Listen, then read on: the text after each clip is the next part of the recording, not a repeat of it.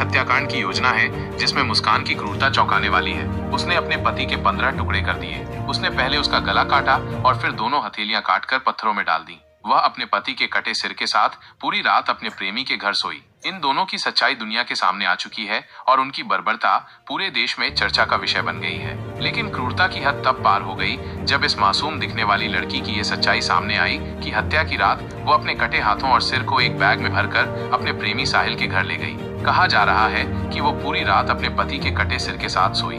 लेकिन इस क्रूरता की योजना उसने 22 फरवरी 2025 को तब शुरू की जब उसने एक डॉक्टर के पास जाकर खुद को डिप्रेशन का मरीज बताकर नींद की गोलियां लिखवाईं। उसने गूगल पर नींद और नशीली दवाओं के कुछ सॉल्ट भी देखे। फिर वो अपने प्रेमी के साथ खैर नगर गई और नींद और नशे की गोलियां खरीदी। दोनों ने बाजार से 800 रुपए के 2 मीट काटने वाले चाकू, 300 रुपए में एक उस्तरा और पॉली बैग खरीदे। इसके बाद वे सही मौके का इंतजार करने लगे।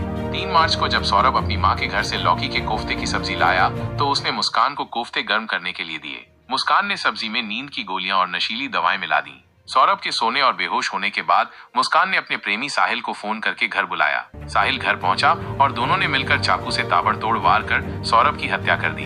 शव को बाथरूम में ले जाकर उन्होंने उस्तरे से पहले उसका गला काटा और फिर पैरों और कलाइयों से हाथ काटे। दोनों की योजना शव के टुकड़े टुकड़े करके पॉली बैग में भरकर अलग अलग जगहों पर फेंकने की थी। उन्होंने सौरभ के धड़ को पॉली बैग में भरकर वहीं डबल बेड के बॉक्स में रख दिया। कटा हुआ सिर और कलाइयों से कटे हाथ साहिल दूसरे बैग में रखकर अपने घर ले गया। 4 मार्च को उसने उन्हें अपने घर के कमरे में रखा लेकिन ठिकाने नहीं लगा सका। 24 घंटे तक सौरभ का सिर और हाथ साहिल के घर पर रखे रहे।